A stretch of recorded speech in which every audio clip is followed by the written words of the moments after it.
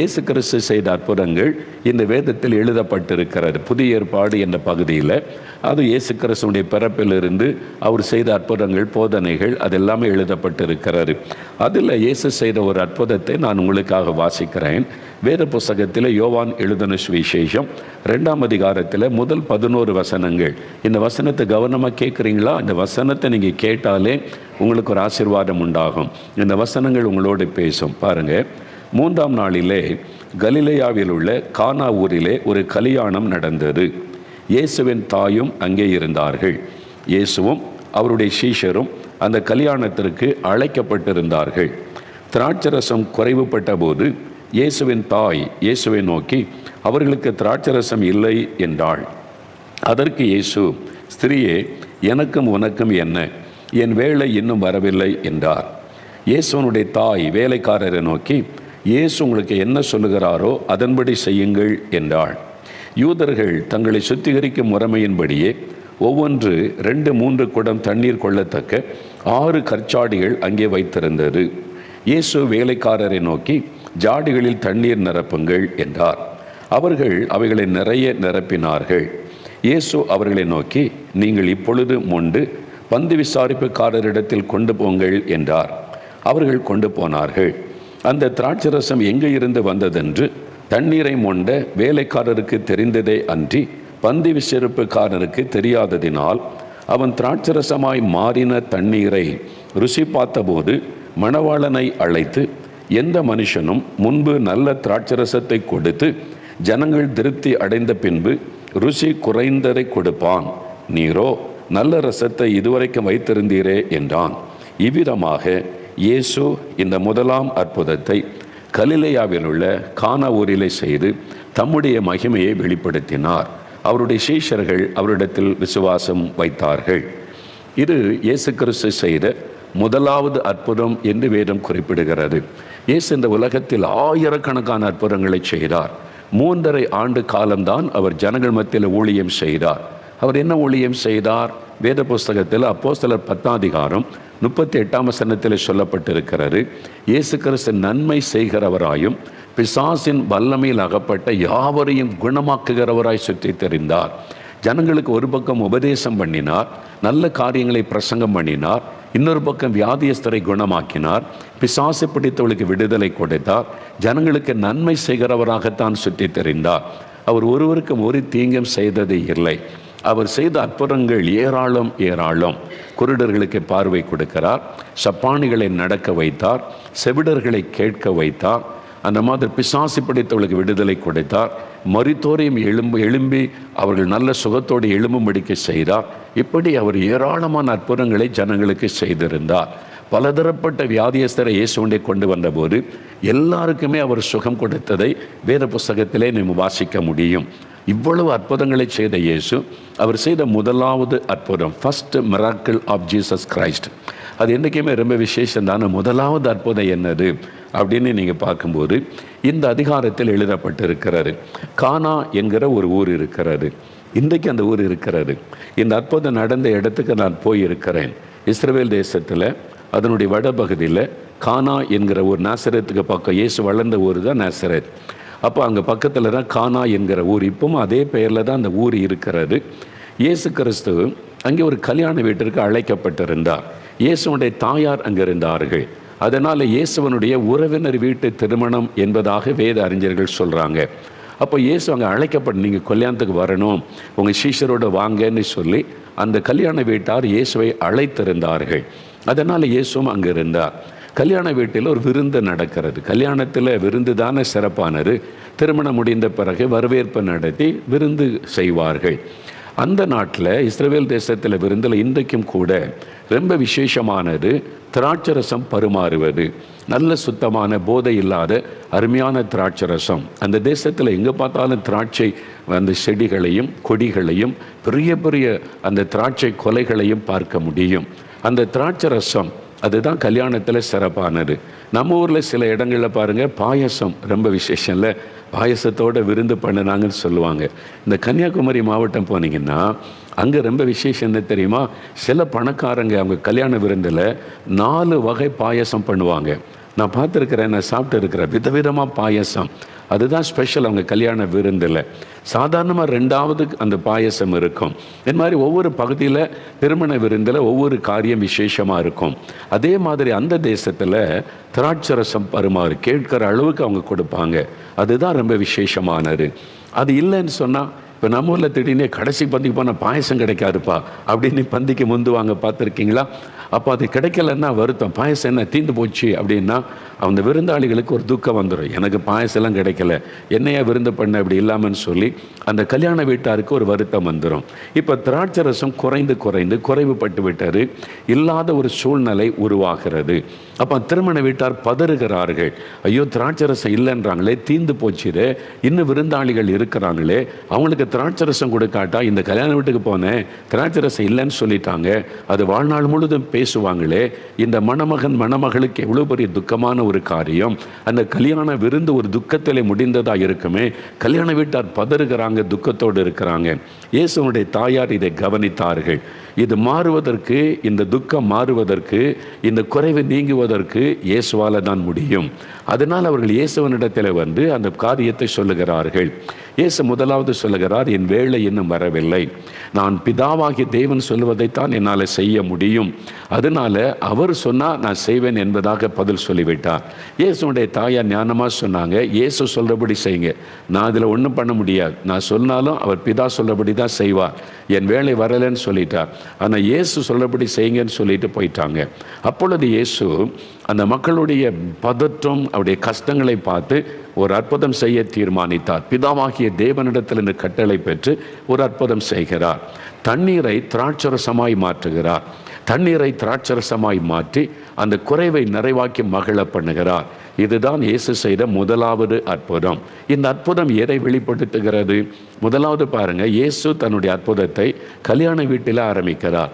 உங்களுடைய குடும்பம் இயேசுக்கு ரொம்ப பிரியம். ஒரு கணவன், மனைவி, பிள்ளைகள், குடும்பத்தின் மேல் அக்கறை உள்ளவர் இயேசு.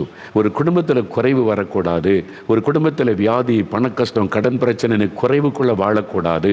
அவங்க ஒரு நிறைவான ஆசீர்வாதத்தோட சந்தோஷமாக சமாதானமாக இருக்க வேண்டும் என்று இயேசு விரும்புகிறார். அதனால் முதலாவது அற்புதத்தை ஒரு வீட்டில், அது திருமண வீட்டில் தான் ஆண்டவர் செய்கிறார்.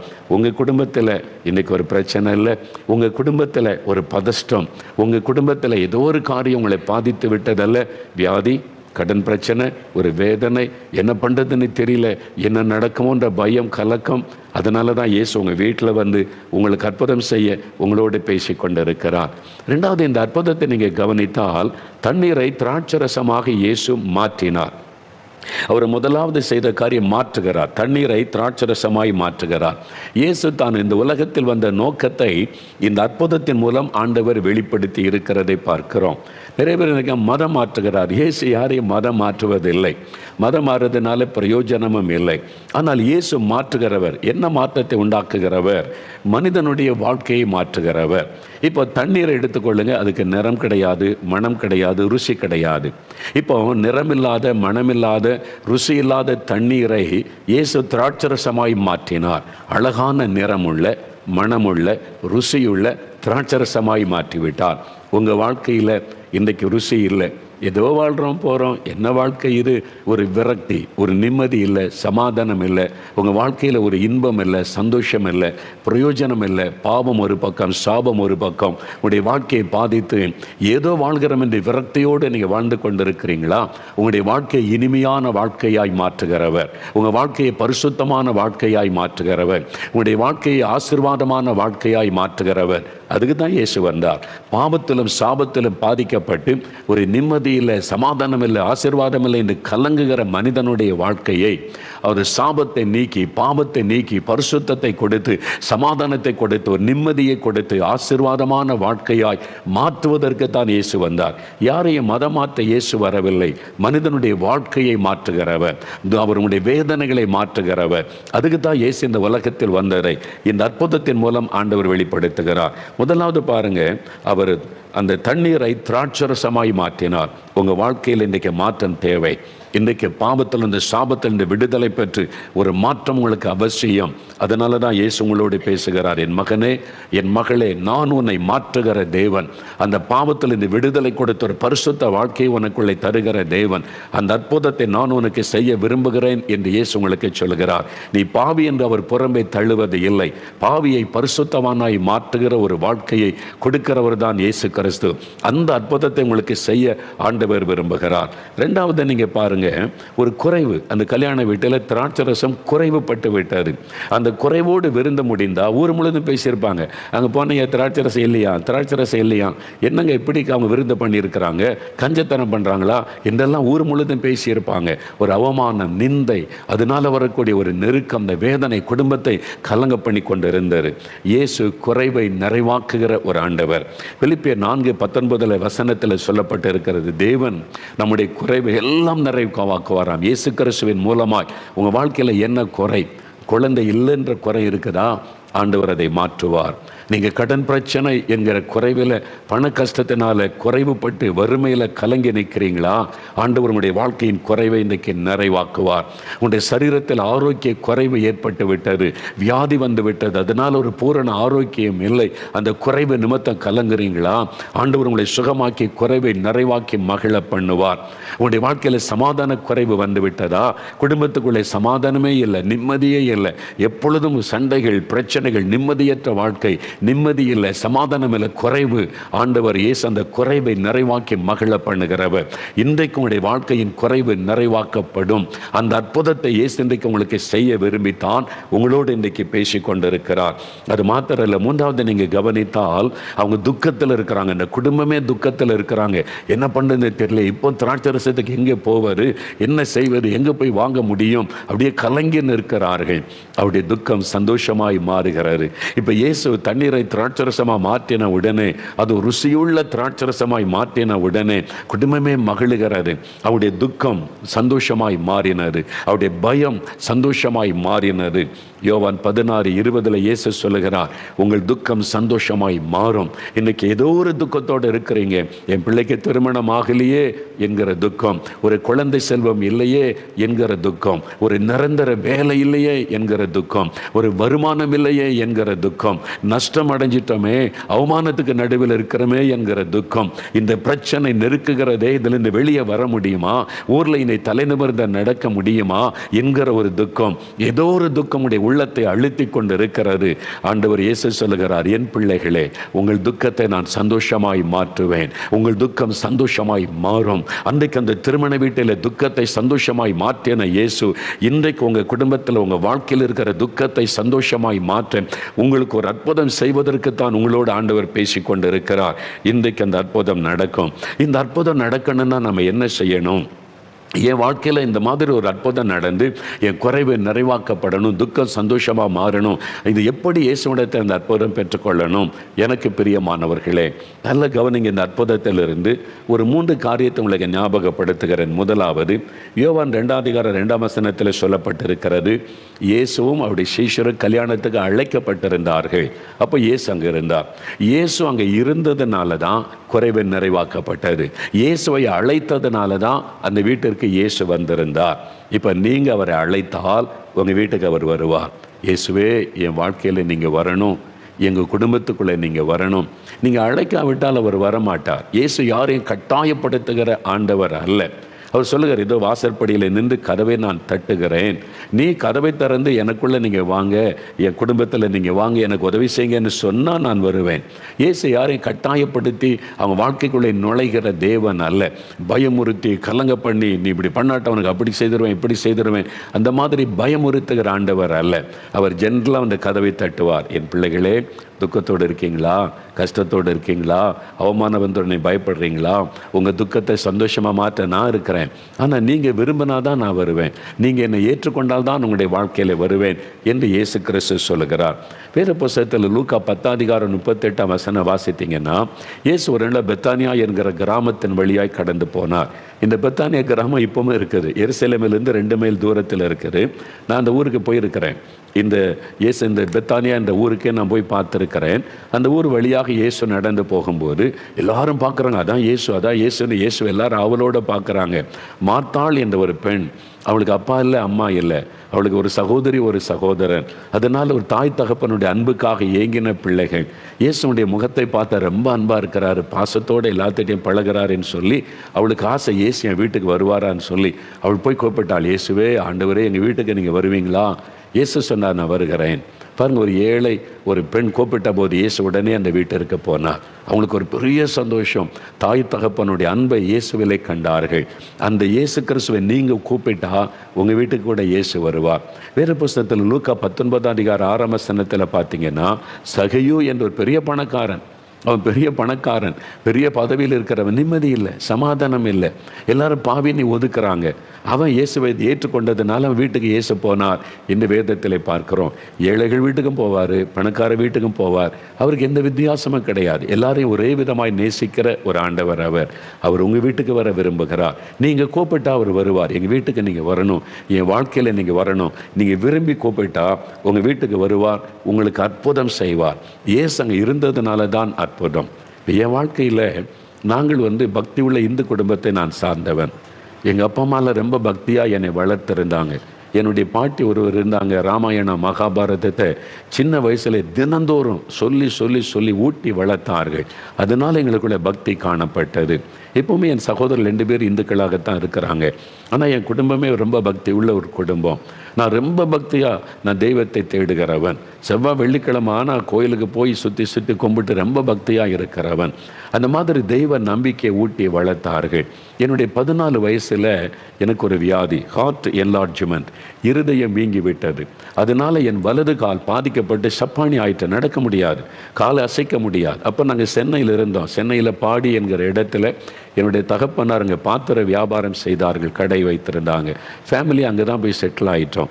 அப்போ தான் இந்த வியாதி என்னை தாக்கி நிறைய டாக்டர்கிட்ட கொண்டு போனாங்க. எவ்வளோ பணம் அந்த காலத்தில் எனக்காக செலவு பண்ணி என் பெற்றோர் என்னை எப்படியாவது காப்பாற்ற முயற்சி பண்ணி பல டாக்டர்கள் பல ஆயிரம் ரூபாய்கள் செலவு பண்ணி கடைசியில் வியாதி அதிகமாகி அந்த என் இருதயம் வீங்கி இருந்ததுனால இருதயம் பாதிக்கப்பட்டு எலும்பும் தோலும் ஆகி நடக்க முடியாமல் படுக்கையில் ஆகிவிட்டேன். கடைசியில் ஒரு வெளிநாட்டில் படிச்சுட்டு வந்த டாக்டர், அப்போது 50 வருஷத்துக்கு முன்னால் அதெல்லாம் ரொம்ப விஷயம். இப்போது சாதாரண மருத்துவத்துறையில் எவ்வளோ வளர்ந்துருக்கிறது.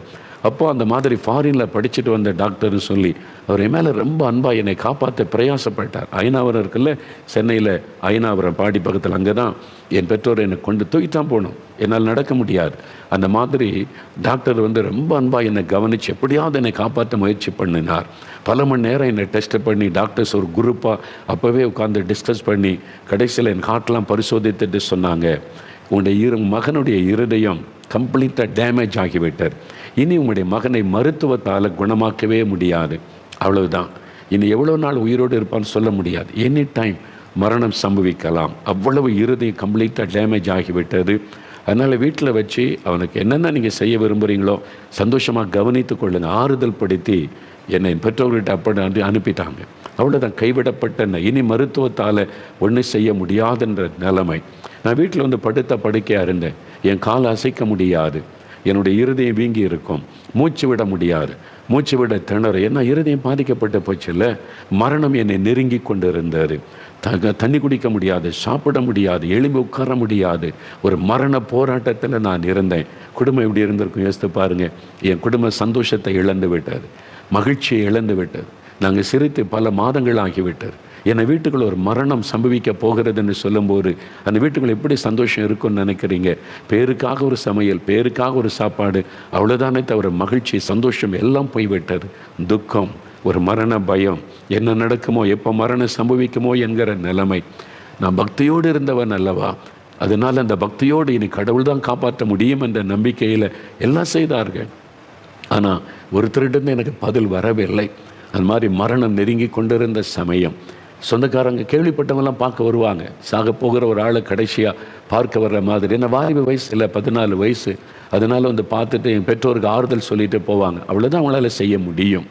அப்போ தான் ஒரு கிறிஸ்தவ நண்பர் என்னை பார்க்க வந்தா. என்னுடைய ஃபேமிலி ஃப்ரெண்ட், அவங்க சும்மா கேள்விப்பட்டு விசாரிச்சுட்டு அவர் ஊழியக்காரர் கிடையாது. அவர் பாஸ்டரும் கிடையாது, எந்த கிறிஸ்தவ ஊழியர் அல்ல. பாடியில் லூகாஸ் டிவிஎஸ் கம்பெனி இருக்குதுல்ல, அதில் வேலை செய்து கொண்டிருந்த ஒரு அண்ணன். அவங்க பேர் சாமுவேல் என்பவர். இப்பவும் இருக்காங்க பாடியில். அவங்க வந்தாங்க என்னை பார்க்குறதுக்கு. சும்மா பார்த்துறப்ப வாலிபன், அவங்களுக்கு திருமணம் கூட ஆகலை.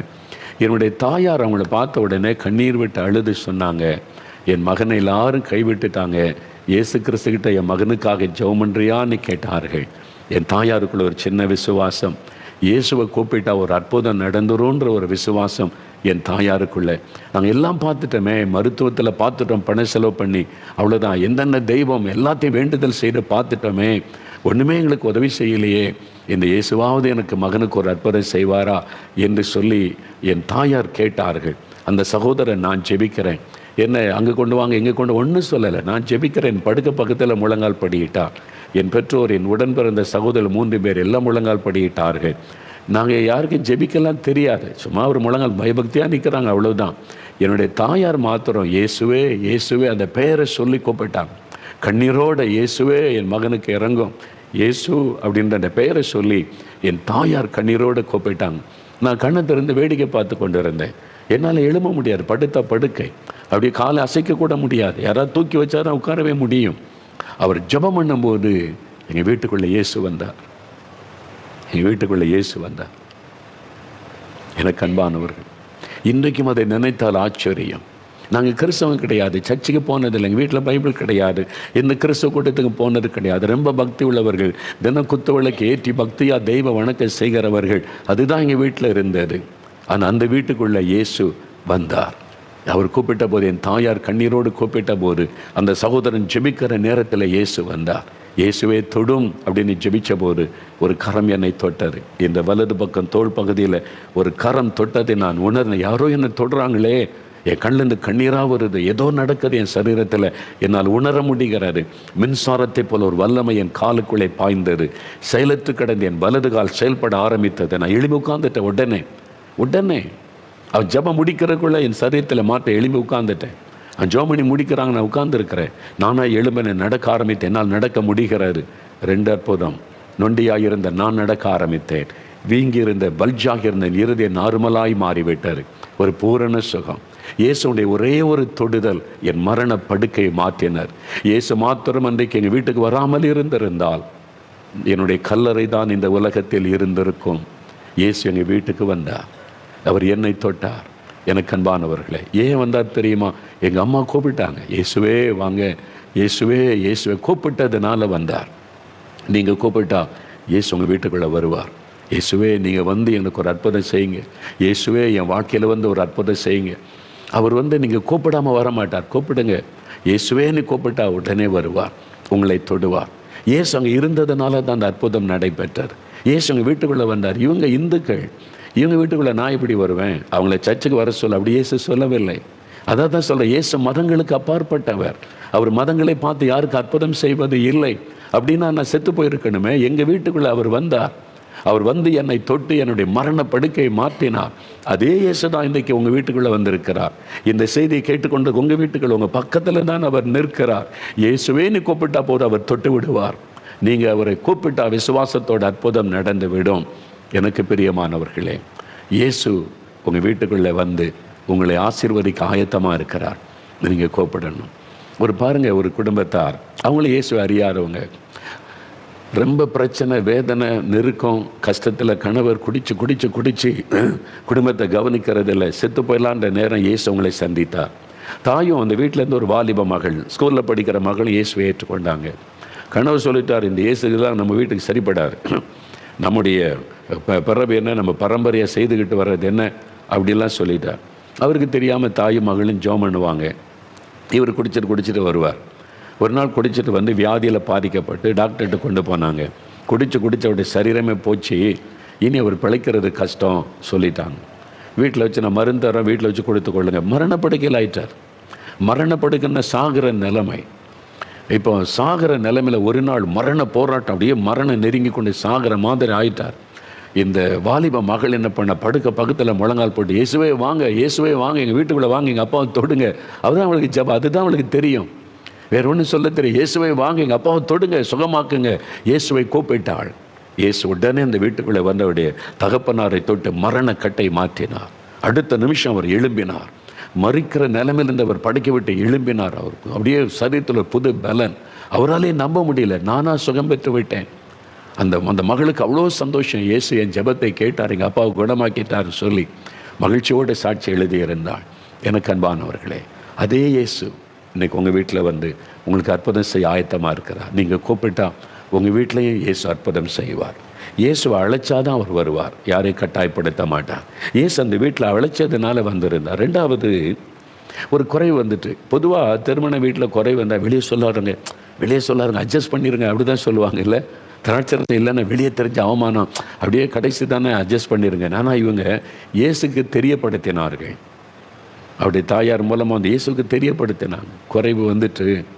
அப்போ தன்னுடைய வாழ்க்கையில் இருக்கிற குறைவை நீங்கள் இயேசுக்கு தெரியப்படுத்தும் போது இயேசு உங்களுக்கு அற்புதம் செய்வார். பிலிப்பியர் 4:6 வாசித்தால், நீங்கள் ஒன்றுக்கும் கவலைப்படாமல் எல்லாவற்றையும் தேவனுக்கு தெரியப்படுத்துங்க, இயேசுக்கு தெரியப்படுத்துங்க. ஜெபத்தில், இயேசுவே இதுதான் என் பிரச்சனை, இதுதான் என் கஷ்டம், என்னால் பாவத்தை விடவும் முடியல, நிம்மதியாகவும் இருக்க முடியல, எனக்கு உதவி செய்ய தெரியப்படுத்துங்க. இயேசுவே எனக்கு குழந்தை இல்லை, நிந்தையாக இருக்குது, அவமானமாக இருக்குது, செத்துலான்னு தோணுதே, இயேசுவே எனக்கு உதவி செய்யுங்க, தெரியப்படுத்துங்க. உங்கள் மனதில் என்னெல்லாம் நினைக்கிறீங்க, எப்படிலாம் பாதிப்பதை அவருக்கு தெரியப்படுத்துங்க. நீங்கள் தெரியப்படுத்திட்டா அவர் உடனே அற்புதம் செய்வார். 1 பேதுரு 5:7 சொல்லி இருக்கிறது, உங்கள் கவலைகளெல்லாம் அவர் மேலே வச்சிருங்க, அவர் உங்களை அன்பாய் விசாரிக்கிற ஒரு ஆண்டவர். மகளே, நீ எப்படி இருக்க, நல்லா இருக்கிறியா?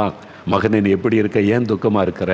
அன்பாய் விசாரிக்கிற ஒரு ஆண்டவராக இருக்கிறதுனால உங்கள் கவலைகளெல்லாம் அவர் மேலே வைத்து விடுங்கள் என்று வசனம் சொல்லுது. நீ ஏன் கவலைப்பட்டு சுமந்துக்கிட்டே இருக்கிற? உன் கவலையெல்லாம் ஏன் மேலே வச்சிரு, நான் பார்த்துக்கிறேன். உன் பாரத்தெல்லாம் ஏன் மேலே வச்சிரு, பார்த்துக்கொள்கிறேன்னு சொல்லி அன்பாய் உங்களை விசாரிக்கிற ஒரு ஆண்டவர். அவருக்கு தெரியப்படுத்துங்க, அவர் மேலே வச்சிருங்க. மத்தேயு 11:28 இயேசு சொல்லுகிறார், வருத்தப்பட்டு பாரம் சுமக்கிறவர்களே எல்லாரும் என்னிடத்தில் வாங்க. பாரம் சுமக்கிறீங்களா? வருத்தத்தோடு இருக்கிறீங்களா? வேதனையோடு இருக்கிறீங்களா? பண கஷ்டமா, கடன் பிரச்சனையா, நிந்தையா, வேதனையா? என்கிட்ட வாங்க, நான் உங்களுக்கு இளைப்பாறுதல் தருவேன். நான் அந்த பிரச்சனையை மாற்றுவேன், வேதனைகளை நீக்குவேன், அந்த கஷ்டத்தை மாற்றி உங்களுக்கு ஒரு சந்தோஷம், சமாதானம், இளைப்பாறுதலை தருவேன் என்று இயேசு உங்களுக்கு ஒரு அழைப்பு கொடுக்கிறான். இயேசுவே, நான் உங்ககிட்ட வர்றேன்ப்பா, எனக்கு உதவி செய்யுங்கன்னு சொல்லுங்கள், போதும். அவ்வளோதான். அவர் காரியங்களை பார்த்துக்கொள்ளும். அவருக்கு தெரியப்படுத்த வேண்டும். மனசில் ஒன்று வைக்காமல் எல்லாத்தையும் தெரியப்படுத்துங்க. ஒரு சமயம் ஒரு சகோதரர் என்னை பார்க்குறதுக்கு 4 மாடிக்கு வந்திருந்தார், தனியாக பார்க்கணுன்னு சொல்லி. அந்த சகோதரரை அழைத்து உட்கார வச்சு பேசினேன். என்ன விஷயம் என்பதாக கேட்டேன். உங்களால் எனக்கு பிரச்சனை அப்படின்னு சொன்னார். என்னாலையா? நான் உங்களை இப்போ தானே பார்க்குறேன். இல்லை, உங்கள் கூட்டத்துக்கு வந்தேன், கொஞ்ச நேரம் தான் நின்று இவர் என்ன தான் பேசுகிறாருன்னு பிரசங்கம் கேட்டேன். நீங்கள் பண்ண பிரசங்கத்தினால என் சந்தோஷமே போச்சு. என்னையா சொல்கிறீங்கன்னு கேட்டேன். ஆமாம், பாவத்தை பற்றி பேசுனீங்கல்ல? ஆமாம், பாவம் சமாதானத்துக்கு எடுத்துரும், பாவம் சாபத்தை கொண்டு வரும், பாவம் நரகத்துக்கு மனிதனை கொண்டு போயிடும், அதை தான் சொன்னேன், பைபிளில் இருக்குது. அந்த பிரசங்கத்தை கேட்டதுலேருந்து என்னால் தூங்க முடியல. அந்த பிரசங்க வார்த்தை கேட்டுக்கிட்டே இருக்குது. பாவம், நீ பாவி, நீ நரகத்தை நோக்கி போய்கிட்டு இருக்கிற, நீ இந்த பாவத்தினால உன் வாழ்க்கையில் இப்படி அழிவை நோக்கி போகிறேன்னு என் உள்ளத்தில் பேசிக்கிட்டே இருக்குது. நீங்கள் பண்ண பிரசங்கம் கேட்டுக்கிட்டே இருக்குது. நான் உங்கள் ஊரில் பிரசங்கம் பண்ணி வந்து தான் 4 நாள் ஆகி போச்சே. 4 நாளாக நிம்மதி இல்லையே, தூங்க முடியல. அந்த பிரசங்கம் திரும்ப திரும்ப கேட்குது. அப்போ நிம்மதியே இல்லை. என்ன பண்ணாலும் எனக்கு தெரியல. குடிச்சு பார்க்குறேன், மதுபானம் குடிக்கிறேன், நண்பர்களோடு அலைஞ்சு பார்க்குறேன், சினிமா தேட்டருக்கு போகிறேன், ஆனால் என் உள்ளத்தில் இந்த வார்த்தை கேட்டுக்கிட்டே இருக்குது. என்ன பண்ணேன்னு தெரியல. கடைசியில் பார்த்தேன், உங்ககிட்டே வந்துடலான்னு வந்திருக்கிறேன், எனக்கு என்ன செய்கிறது சொல்லுங்கள். நான் சொன்னேன், உங்கள்கிட்ட பேசினது நான் இல்லை, இயேசு உங்களுடைய பாவத்தை உணர்த்தி இருக்கிறார். உங்கள் பாவத்தினால நீங்கள் ஆசீர்வாதத்தை இழந்து நிற்கிறீங்க, அது ஆண்டவர் உணர்த்தி இருக்கிறார். அப்போ என்ன செய்யணும்? பாவத்தை மறைக்கிறவன் வாழ்வடைய மாட்டான். அதை இயேசுவினிடத்தில் அறிக்கை செய்து விட்டு கொடுக்கிறவன் இரக்கம் பெறுவான். ஆண்டவர் இறங்குவார், பாவத்தை மன்னிப்பார், பாவத்திலிருந்து விடுதலை தருவார், சமாதானம் தருவார். நான் இத்தனை வருஷமாக குடிக்கிறேனே, எப்படி என் பாவத்தை விட முடியும்? நீங்கள் விட வேண்டாம். நீங்கள் பாவத்தை அறிக்கை செய்து ஒப்பு கொடுங்க. என்னால் விட முடியலன்னு சொல்லுங்கள், இயேசு விடுதலை தருவார். விட்டுவதற்கு தீர்மானம் பண்ணுங்கள். நான் விட்டுறேன், எனக்கு வேண்டாம், ஆனால் எனக்கு உதவி செய்யுங்கன்னு கேளுங்க. இயேசு விடுதலை நிம்மதி கிடைக்கும், சமாதானம் தருவார் அப்படின்னு சொன்னேன். நான் நிறைய பாவம் செஞ்சுருக்கேனே, மனைவியை அடிச்சிருக்கிறேன், பிள்ளைகளை அடிச்சிருக்கிறேன், குடிச்சிட்டு வந்து நிறைய கலாட்டா பண்ணியிருக்கிறேன், அப்படிலாம் தப்பு பண்ணியிருக்கிறேனே, எல்லாம் இயேசுவுக்கு தெரியும். அதுதான் உங்களுடைய சமாதானத்தை பாதிக்குது. அதனால தான் உங்களுக்கு நிம்மதி இல்லை. அப்போ பாவத்தை இயேசுகிட்ட அறிக்கையிட்டால் மன்னித்து விடுவார், உங்களுக்கு விடுதலை தர. மறைக்காதங்க, அவர்கிட்ட மனம் திறந்து சொல்லுங்கள், நான் ஜெபிக்கலாம் அப்படின்னு முழங்கால் போட்டோம். நான் சொன்னேன், முதல்ல நீங்கள் ஜெபம் பண்ணுங்க. அவர் சொன்ன, எனக்கு ஜெபிக்கலாம் தெரியாது, கிறிஸ்தவர் தான், ஆனால் சொல்ல ஜெபிக்கலாம் எனக்கு தெரியாது, ஜெபிச்ச பழக்கம் இல்லை. சரி, இவ்வளோ நேரம் என்கிட்ட சொன்னீங்கல்ல, எனக்கு இந்த மாதிரி இருக்குது, சமாதானம் இல்லை, நிம்மதி இல்லை, நான் குடிக்கிறேன், மனைவி அடிக்கிறேன், பிள்ளைகளை அடிக்கிறேன், என் குடும்பமே இப்படி என்னால் பாதிக்கப்பட்டுன்னு சொன்னீங்களாமா, அது அப்படியே ஆண்டவர்கிட்ட சொல்லுங்கள். அவ்வளோதான். கண்ணை மூடி உங்கள் முன்னால் இயேசு நிற்கிறார். அவரை பார்த்து, இயேசுவே நான் இப்படி தான் இருக்கிறேன், என் வாழ்க்கை இப்படி தான் இருக்குது, நிம்மதி இல்லை, எனக்கு ஒரு விடுதலை கொடுங்க, சமாதானம் கூட கேளுங்க. அவ்வளோதான். மனம் திறந்து பேசுங்க. அவ்வளோதானா? அதான் ஜெபம். வேற என்ன அழகான வார்த்தைலாம் தேவையில்லை. நீங்கள் மனம் திறந்து சொல்லுங்கள். சரி, அவர் கண்ணை மூடிட்டார். அப்போது முதல்ல ஆரம்பத்தில் கஷ்டம். இயேசுவே நீ ஆரம்பித்தார். நான் குடிக்கிறேன், பாவம் செய்கிறேன் சொல்ல ஆரம்பித்தார் பாருங்கள். உள்ளம் உடைந்து அப்படியே அழ ஆரம்பிச்சிட்டார். ஏங்கி அழுகிறார். அழுது இயேசுவே நான் பாவி, நான் என் குடும்பத்தின் சமாதானத்தெல்லாம் கெடுத்துட்டேன், என் மனைவி அடித்து, என் பிள்ளைகளை அடித்து, எல்லாருடைய நிம்மதியை கெடுத்துட்டேன், ஐயோ நான் பெரு பாவி, ஆண்டவரே இயேசுவே மன்னியும் அப்படின்னு அழுது ஜெபிச்சார். ஜெபிக்க தெரியாதுன்னார். ஜெபிச்சுக்கிட்டே இருக்கிறார். 5 நிமிஷம், 10 நிமிஷம், 15 நிமிஷம் ஆயிட்டு திடீர்னு ஜெபம் பாதியில் நின்று விட்டார். அதுக்கு மேலே போகலை. நின்றுட்டு டக்குன்னு உடனே என்ன நிறுத்திட்டான்னு நான் கண்ணை திறந்து அவரை பார்த்தேன். அவர் கண்ணில் தாரையாய் கண்ணீர் வடிந்து கொண்டு இருக்கிறாரு. அவர் என்னை பார்த்தார். என்ன பிரதர்னு கேட்டேன். அவர் என்ன சொன்னார் தெரியுமா? இந்த நாவினால் வெளியே சொல்ல முடியாத அளவிற்கு பயங்கரமான பாவத்தை நான் செய்திருக்கிறேன். அதை சொல்கிறதுக்கே நான் கூசுகிறது. அதெல்லாம் ஆண்டவர் எனக்கு உணர்த்துகிறார். இந்த பாவத்தெல்லாம் நீ செய்தியே, இப்படியெல்லாம் அக்கிரம செய்தியே நீ ஆண்டவர் எனக்கு உணர்த்துகிறார். அது வெளியே சொல்லவே வெட்கமாக இருக்குதே. நான் சொன்னேன், உங்கள் பாவம் எனக்கு தெரிய வேண்டிய அவசியம் கிடையாது. நான் உங்களுடைய பாவத்தை மன்னிக்க முடியாது. இயேசு தான் மன்னிக்கிறவர். அவர்கிட்ட நீங்கள் சொல்லுங்கள். வாய் திறந்து சொல்ல வேண்டிய அவசியம் இல்லை. நீங்கள் மனதில் சொல்லுங்கள். உங்களுடைய மனதுக்குள்ளே இதெல்லாம் செய்கிறேன், என்னை மன்னிச்சிருங்க அப்படின்னு சொல்லுங்கன்னு சொன்னேன். ஒன்றையும் மறைக்காருங்க. ஆண்டவர்கிட்ட ஓப்பன் யுவர் ஹார்ட். ஆண்டவர்கிட்ட மனம் திறந்து பேசுங்க. சரின்னு கண்ணை முன்ன ஏங்கி அழுதா. தன்னுடைய பாவத்தை எல்லாம் அதுக்கு 1/2 மணி நேரம் ஜெபிச்சிருக்கிறார். ஜெபிக்கவே தெரியாது என்ற 1/2 மணி நேரம் ஜெபம் பண்ணி முடித்தா. அதன் பிறகு அவராக நான் ஜெபம் பண்ணினேன். முழங்கால விட்டு எழும்பும்போது பாருங்கள், அவருடைய முக ரூபமே மாறி இருந்தது. ஒரு பெரிய பிரகாசம், சந்தோஷம். அவருடைய உள்ளத்தில் இந்த பாரமெல்லாம் போய்விட்டது. ஒரு பெரிய சந்தோஷம். சொல்கிறார், அவ்வளோ நிம்மதியாக இருக்குது, சந்தோஷமாக இருக்குது, மகிழ்ச்சியாக இருக்குது. அந்த பாரம் எங்கே போச்சுன்னே தெரியல. அதுதான் இயேசு. நம்முடைய பாவத்தை அறிக்கை செய்த உடனே அவருடைய இரத்தத்தின் வல்லமை நம்முடைய இருதயத்தை கழுவும். கண்ணுக்கு தெரியாத ஒரு அற்புதம் நடக்கும். இயேசு கிறிஸ்துவின் ரத்தம் சகல பாவங்களை நீக்க நம்மை சுத்திகரிக்கும். இயேசுவே என் பாவத்தை மன்னிச்சிருங்க, விடுதலை வேணும்னு கேட்ட உடனே இயேசு கிறிஸ்துவின் ரத்தத்தின் வல்லமை நம் இருதயத்துக்குள்ளே இறங்கும். அது நம்முடைய இருதயத்தை கழுவி சுத்திகரிக்கும். அந்த பாவ பாரமெல்லாம் போய்விடும். பாவத்தின் வல்லமை அறுக்கப்பட்டு விடும். பாவத்திலிருந்து பூரண ஒரு விடுதலை. அந்த பாவ பாரம் விலகி நிம்மதி, சமாதானம், ஒரு விடுதலை அதை தருகிறது இயேசு கிறிஸ்துவின் ரத்தம். அவருடைய முகமே சொல்லுது, அவ்வளோ சந்தோஷம். பார்த்தீங்களா? இயேசு கிறிஸ்துவின் ரத்தம் அவர் கொடுத்த விடுதலை. காரணம் என்ன? எல்லாத்தையும் அவர் அறிக்கை செய்து ஜெபித்தார். நீதிமொழிகள் 28:13 வசனம் சொல்லுகிறது, உங்களுடைய பாவங்களை நீங்கள் அறிக்கையிடணும். பாவத்தை நீங்கள் அறிக்கையிடணும். உங்களுடைய பாவத்தை நீங்கள் அறிக்கையிட்டு தன் பாவத்தை மறைக்கிறவன் வாழ்வடைய மாட்டான். அறிக்கை செய்து விட்டு விடுகிறவன் இறக்கம் வருவான். நீங்கள் மறைச்சு வைக்க வாழ்வடைய மாட்டீங்க. ஆண்டவர்கிட்ட மறைக்காதுங்க. அவருக்கு எல்லாமே தெரியும். நீங்கள் செய்கிற பாவம் அவருக்கு தெரியாதா? உங்கள் ரகசிய பாவம் எல்லாமே அவருக்கு தெரியும். அவர்கிட்ட போய் நீங்கள் மறைக்கலாம் முடியாது. மனைவிகிட்ட மறைக்கலாம், கணவர்கிட்ட மறைக்கலாம், பெற்றோர்கிட்ட மறைக்கலாம். அவருக்கு எல்லாமே தெரியும். நீ செல்ஃபோனில் என்ன பண்ணுறன்னு தெரியும். நீ எங்கே போகிற வருகிற எல்லாம் அவருக்கு தெரியும். அவர்கிட்ட ஜஸ்ட் ஓப்பன் யுவர் ஹார்ட். மனம் திறந்து சொல்லுங்கள், இதெல்லாம் செய்துட்டேன், பாவம் என் உள்ளத்தை கரைப்படுத்திட்டு, என் வாழ்க்கையை கரைப்படுத்திட்டு, நிம்மதி இல்லை, சமாதானம் இல்லை, அடிமைப்படுத்தி விட்டது, எனக்கு விடுதலை தந்துருங்கன்னு கேளுங்க. இயேசு உடனே உங்களுக்கு ஒரு புதிய வாழ்க்கையை தருவார். பார்த்தீங்களா? அவர் தன்னுடைய காரியங்களை சொன்ன உடனே ஆண்டவர் விடுதலை. அப்போ நீங்கள் இயேசுக்கு தெரியப்படுத்தணும். எல்லாத்தையுமே மனம் திறந்து. கடைசியாக ஒரு காரியம் பாருங்கள். இயேசு என்ன சொல்கிறாரோ அதன்படி செய்யுங்க. அவருடைய தாயார் சொல்லிட்டாங்க, நான் ஒன்றும் செய்ய முடியாது, நான் சொன்னாலும் அவர் செய்ய மாட்டார். ஏனென்றால் அவர் இந்த உலகத்தில் வருவதற்கு ஒரு வழியாக நான் இருந்தேன். நான் தேவனுடைய திட்டத்தை நிறைவேற்றிட்டேன். இப்போ அவர் பிதா என்ன சொல்கிறாரோ அதை தான் செய்வார். நான் சொல்லதை அவர் செய்ய மாட்டார். அதை மரியாள் அவங்க உணர்ந்து கொண்டு சொன்னாங்க. அவர் என்ன சொல்கிறாரோ அதை செய்யுங்க. இயேசு சொல்கிறபடி செஞ்சால் அற்புதம் நடக்கும். நான் சொன்ன உடனே அவர் செஞ்சிட மாட்டார். என்றால் பிதா சொல்கிறபடி அவர் செய்வார். அதனால் அவங்க சொல்கிறாங்க, இயேசு என்ன சொல்கிறாரோ அதன்படி செய்யுங்க. உங்களுக்கு அற்புதம் வேணுமா, குறைவை நிறைவாக்கப்படணுமா, இயேசுவை பாருங்கள், இயேசுவை தேடுங்க, அவர் சொல்கிறபடி செய்யுங்க, உங்களுக்கு அற்புதம் நடக்குன்னு சொல்லிட்டு அவங்க போயிட்டாங்க.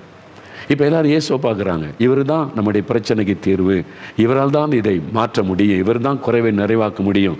வேலைக்காரங்களாம் வந்துட்டாங்க. இயேசுவை நாங்கள் என்ன பண்ணணும்? இயேசு வந்து சிம்பிளான காரியம் சொல்கிறார், கஷ்டமான காரியமே சொல்லலை. அவங்க திராட்சரசம் வேணும். ஒருவேளை ரொம்ப பிரபலமான எல்லாருக்கும் தெரிஞ்ச ஆளாக இருப்பாரோ, பக்கத்து தெருவில் பக்கத்து ஊரில் இவருக்கு தெரிஞ்ச யாராவது திராட்சரச வியாபாரி இருப்பாங்களோ, வாங்கிட்டு வர சொல்ல, நான் சொன்னேன்னு சொல்லுங்கள் தந்துடுவாங்க அப்படின்னு ஏதாவது சொல்லுவாரோன்னு பார்க்குறாங்க. ஆனால் இயேசு சொன்னது முற்றிலும் மாறானார். இந்த ஜாடியில் தண்ணீரை நிரப்புங்க. அவங்களுக்கு திராட்சரசம் வேணும், தண்ணீரை நிரப்ப சொல்கிறாரு. சொல்லப்பட்ட வார்த்தை, அவர் என்ன சொல்கிறாரோ கீழ்ப்படிங்க, அவர் சொல்கிறபடி செய்யுங்க, அற்புதம் நடக்கும். சரி அப்படின்னு கீழ்ப்படிந்தார். தண்ணியை மொண்டு பந்து விசாரிப்பு கொண்டு போங்கன்னு சொல்கிறார். தண்ணி தான் இருக்குது. இயேசு கை வைத்து ஏதாவது பண்ணுவாரான்னு பார்க்குற, ஒன்றும் பண்ணலை. இயேசு கையை வைத்து ஜெபம் பண்ணுவாரா, ஒரு திராட்சரசம் மாறட்டுன்னு சொல்லுவாரா, ஒன்றுமே செய்யலை. இயேசு நிரப்புங்கன்னா நிரப்பினா, இப்போ பந்தி கொண்டு போங்க அப்படின்றார். தண்ணி தானே இருக்குது, இது எப்படி கொண்டு போகிறது? அவர் சொல்கிறபடி செய்யுங்க, கேள்வியெல்லாம் கேட்காதங்க. அப்போது கொண்டு போகிற வழியில் தண்ணீர் திராட்சரசமாய் மாறிவிட்டார். அப்படி தான் நடந்திருக்கணும். அப்படி தானே பைபிளில் இருக்குது. இயேசு கை வச்சார், ஜெபிச்சார், ஒரு அற்புதம் நடக்கட்டுன்னு சொன்ன, ஒன்றுமே செய்யலையே. 5 2 மீனை கூட கையில் எடுத்து ஆசீர்வதித்தான்னு பைபிளில் இருக்குது. ஆனால் இதுக்கு ஒன்றுமே செய்யலையே. அவ்வளோதான் விசுவாசம். அவருடைய வார்த்தைக்கு கீழ்ப்படிந்தார், தண்ணீர் திராட்சரசமாய் மாறும். உங்கள் துக்கம் சந்தோஷமாய் மாறும். உங்களுடைய வியாதி உங்களை விட்டு விலகும். பிசாசின் கட்டுகள் அறுக்கப்படும். உங்கள் வாழ்க்கையில் அற்புதம் நடக்கும். அவர் சொல்கிறபடி செய்யுங்க, அவ்வளோதான். அதுதான் யோவான் 5ஆம் அதிகாரத்தில் 38 வருஷம் ஒரு மனுஷன் படுக்கையில் படுத்திருக்கிறான். அவனால் எளிமை நடக்க முடியாது. இயேசு அவனை பார்த்து கேட்கிறார், நீ சுகமாக நீ விரும்புறியா அப்படின்னு கேட்டார். அவன் பார்க்குறான், தன்னுடைய கஷ்டத்தை சொல்லுகிறான். இயேசு சொன்னார், எழுந்துரும், படுக்கை எடுத்துக்கொண்ட நட. 38 வருஷமாக படுக்கையில் இருக்கிறான். அவன் என்ன சொல்லி இருக்கலாம்? நடக்க முடியாமல் தானேயா நான் படுத்து கிடக்கிறேன், 38 வருஷமாக நடக்க முடியாமல் படுக்கையில் இருக்கிறேன், என்ன போய் எழும்பி நடன்னு சொல்கிறீங்களே அப்படின்னு அவன் சொல்லவில்லை. இயேசுடைய வார்த்தைக்கு கீழ்ப்படிந்து அவன் எழும்ப முயற்சி பண்ணும்பொழுது தான் அற்புதம் நடைபெற்றது. எழும்பணுமா? நான் எழும்புறேன், அதுதான் என்னுடைய விருப்பம். எழும்ப ஆரம்பித்த போது ஆண்டவருடைய வல்லமை தொடுகிறது, சரீரம் உயிர்ப்பிக்கப்படுகிறது. எழும்புகிறான், படுக்கை எடுத்துக்கொண்டு நடந்து போகிறான். அற்புதமான விடுதலை உண்டாகிறது. கீழ்ப்படியும் போது அற்புதம் நடக்கும். கேள்வி கேட்காம கீழ்ப்படியணும். இதை யோவான் 9ஆம் அதிகாரத்தில் ஒரு பிறவி குருடன், 2 கண்களுமே தெரியாது, பிறவிலேயே அவனுக்கு கண் தெரியாது. அப்போது அவன் இயேசுவை அவன்கிட்ட பேசும்போது சொல்கிறாரு, ஒரு சேறு உண்டாக்கி மண்ணை வந்து கண்ணில் பூசி சீலவாம் குளத்தில் போய் கழுவு. சீலவாம் என்கிற குளம் இப்பவும் இருக்குது, அங்கே இருக்குது, எருசலேமில் இருக்குது. நான் போகும்போதெல்லாம் அந்த சீலவாம் குளத்துக்கு போய் இப்பவும் அங்கே தண்ணி இருக்குது, அந்த குளம் இருக்கிறது. முஸ்லீம்கள், இஸ்லாமியர்கள் தான் அதை பாதுகாத்து வர்றாங்க. என்னங்க சொல்கிறீங்க, சீலவாம் குளம் இஸ்லாமியர் கையில் இருக்குதான்னா, அவங்க குரானில் கூட அவங்க புஸ்தகம் இருக்குல்ல, மத புஸ்தகம், அந்த பரிசுத்த குரான்னு சொல்கிறாங்கல்ல, அதில் கூட இயேசு செய்த இந்த அற்புதம் எழுதப்பட்டு இருக்கிறார். என்னங்க சொல்கிறீங்க, குரானில் இயேசு பற்றி எழுதுறது? இயேசு கிறிஸ்து கன்னியின் வயிற்றிலே பிறந்தார் என்பது குரானில் பைபிளை விட ரொம்ப தெளிவாக எழுதப்பட்டு இருக்கிறது. இயேசு செய்த நிறைய அற்புதங்கள் குரானில் எழுதப்பட்டு இருக்கிறது. இயேசு இப்படியெல்லாம் அற்புதம் செய்தார் என்று. நான் வந்து பெத்தானியா கிராமத்துக்கு போனேன்னு சொன்னேன்ல, அங்கே வந்து இயேசு கிறிஸ்து அந்த லாசர் வீட்டில் அவனை மரித்து போன லாசருவை எழுப்பினார்ல, அவனுடைய வீட்டுக்கு மேலே அழகான சர்ச்சு கட்டியிருக்குது. அதுக்கு பேர் லாசரஸ் சர்ச். அவன் பேரில் இந்த லாசரு சர்ச்சு இயேசு செய்த அற்புதத்துக்கு அடையாளமாக கட்டி இருக்கிறாங்க. அதை ஒட்டி, அந்த சர்ச்சை ஒட்டி அடுத்த கேம்பஸில் ஒரு மசூதி இருக்கிறார், இஸ்லாமியர்களுடைய தொழுகை இடம் இருக்கிறார். அதுக்கு என்ன பேர் தெரியுமா? லாசரஸ் மாஸ்க் எழுதி வச்சிருக்கிறாங்க. நான் பார்த்தேன், முதல்ல போகும்போது ஆச்சரியமா, என்னடா இது லாசரஸ் சர்ச் பக்கத்தில் லாசரஸ் மாஸ்க்னு எழுதி வச்சிருக்கிறாங்க, இஸ்லாமியர்கள் வந்து தொழுது கொள்றாங்க. இப்போ போனாலே நீங்கள் பார்க்கலாம் பெத்தானியாவில். நான் அதை பார்த்துட்டு அந்த வழிகாட்டிக்கிட்ட கேட்டேன், இந்த மாதிரி இருக்குது அப்படின்னு கேட்டால், அவர் தான் சொன்னார், அவர் ஒரு இஸ்லாமியர் வழிகாட்டியாக வந்தவர். அவர் சொன்னார், எங்கள் குரான்லேயே இந்த அற்புதம் எழுதப்பட்டு இருக்கிறது. இயேசு லாசருவை உயிரோடு எழுப்பினார் என்ற அற்புதம் குரான்லையும் எழுதப்பட்டிருக்கிறது என்பதாய் அவர் எனக்கு விளக்கமாய் சொன்னார். நிறைய அற்புதம் பைபிள் எழுதப்பட்டதெல்லாம் குரானில் இருக்குது, இயேசு செய்த அற்புதங்கள். அதனால தான் அந்த சீலவாம் குளத்தை அவங்க தான் பராமரித்து கொண்டு வர்றாங்க. நாங்கள் போகும்போதெல்லாம் அவங்க கதவை திறந்து விடுவாங்க. நாங்கள் போயிட்டு அந்த தண்ணீர்லாம் கால் வச்சுட்டு ஆண்டவரை துதித்து விட்டு நாங்கள் வருவோம். அப்போ அந்த குளம் இப்பவும் இருக்குது, சீலவாம் குளம். இயேசு சொல்கிறாரு, நீ இப்போ இந்த குளத்தில் கழுவுன்றார். அப்போ ஒரு குளத்தில் போய் கழுவுனா கண்ணு திறந்துருமா? இதுக்கு முன்னால் அப்படி நடந்திருக்கான்னு நடக்கலை. அப்போ போகிற கேட்டிருப்பாங்க, இதுக்கு முன்னால் யாரும் அதில் கழுவி கண் பார்வை வரலையே, அதுக்கு பிறகு நடந்திருக்கா? இல்லை, இவனுக்கு மட்டும்தான் அந்த அற்புதம் நடைபெற்றது. எதனாலன்னா அந்த தண்ணீரில் ஒன்றும் அல்ல, இயேசுடைய வார்த்தைக்கு அவன் கீழ்ப்படிந்ததுனால் அற்புதம் நடைபெற்றது. அதனால வசனத்துக்கு கீழ்ப்படியும் போது தான் அற்புதம் நடக்கும். இதுதான் தேவனுடைய வார்த்தை. இதில் ஆண்டவர் எழுதி கொடுத்திருக்கிறார் நாம் எப்படி வாழணும்னு சொல்லி. இதுக்கு நீங்க கீழ்ப்படிஞ்சீங்கன்னா உங்க வாழ்க்கையில் அற்புதம் நடக்கும். அவருடைய கற்பனைகள் பாரமானவைகள் அல்லவே என்று வசனம் சொல்லுகிறாரு. பாரமான காரியத்தை தேவன் நம்மை செய்ய சொல்லவில்லை. அவர் என்ன சொல்லுகிறார்? சத்துருவே நேசிங்க. அப்படின்னா மன்னிச்சா நேசிக்க முடியும். மன்னிச்சிருங்க. உங்களை காயப்படுத்துறாங்க, துக்கப்படுத்துறாங்கள, மன்னிச்சிருங்க. நான் ஒரு சிலுவையில மன்னிப்பை வெளிப்படுத்தி காண்பித்தேன். நான் மன்னிச்சல, நீங்க மன்னிங்க. நான் நேசிக்கிறேன்ல, அதே மாதிரி நேசிங்க.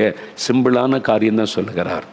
அப்படி இந்த வசனத்தின்படி வாழ உங்களை ஒப்பு கொடுத்து கீழ்ப்படிஞ்சிங்கன்னா உங்கள் வாழ்க்கையில் அற்புதம் நடக்கும். அப்போ இந்த நாளில் ஆண்டவரே நீங்கள் என்ன சொன்னாலும் நான் கீழ்ப்படுகிறேன், உங்களுடைய வார்த்தைக்கு கீழ்ப்படுகிறேன்னு சொல்லி பாருங்கள், உங்கள் வாழ்க்கையில் அற்புதம் நடக்கும். பாருங்கள், ஒருத்தர் வியாதி வியாதி வியாதி வியாதி கஷ்டப்படுறாங்க. நீங்கள் தேசத்துக்காக ஜெபிங்க, இயேசு அற்புதம் செய்வார். அந்த தம்பி சொன்னால, காதில் பிறந்ததிலிருந்து வியாதி வியாதி வியாதி வேதனை, தேசத்துக்காக ஜெபிச்சாங்க, ஆண்டவர் சுகம் கொடுத்துட்டாரு. இது கஷ்டமா? கடினமான கட்டளையா இயேசு கொடுத்தாரு.